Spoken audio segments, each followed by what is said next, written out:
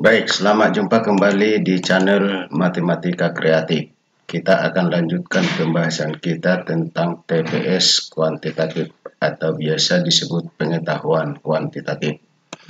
Tapi sebelum kita mulai, bagi Anda yang sudah subscribe, terima kasih. Bagi yang belum, saya tunggu. Oke, ini adalah pembahasan yang keenam dari pengetahuan kuantitatif.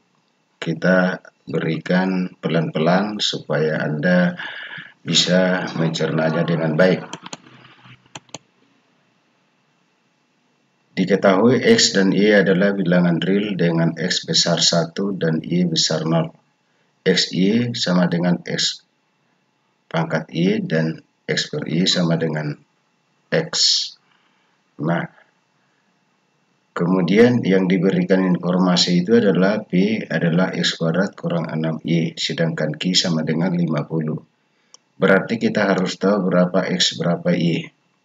Nah, sekarang kita tadi punya soal X kali Y sama dengan X pangkat Y dan X per Y sama dengan X.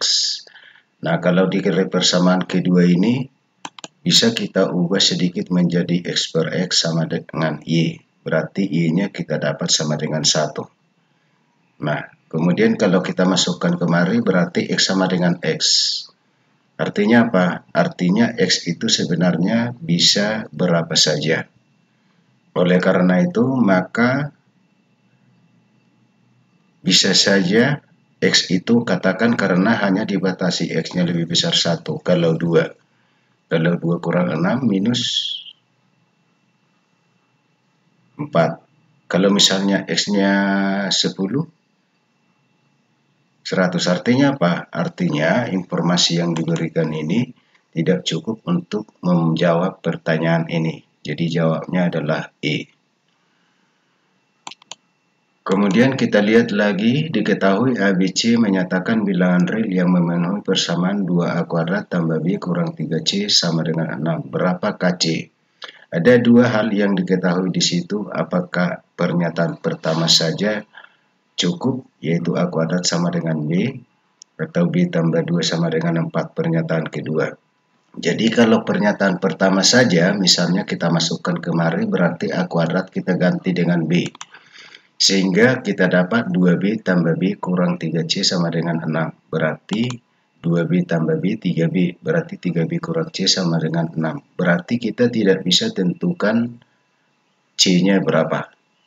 Kalau kita gabungkan dengan ini, di sini ada B tambah 2 sama dengan 4. Berarti B-nya sama dengan 4 kurang 2. Berarti B-nya sama dengan 2. Kalau kita substitusikan kemari, berarti 3 kali 2 kurang 3C sama dengan 6. Berarti dapat kita tentukan C-nya sama dengan 0. Nah, berarti supaya pertanyaan ini bisa dijawab, maka pernyataan pertama dan pernyataan kedua harus ada.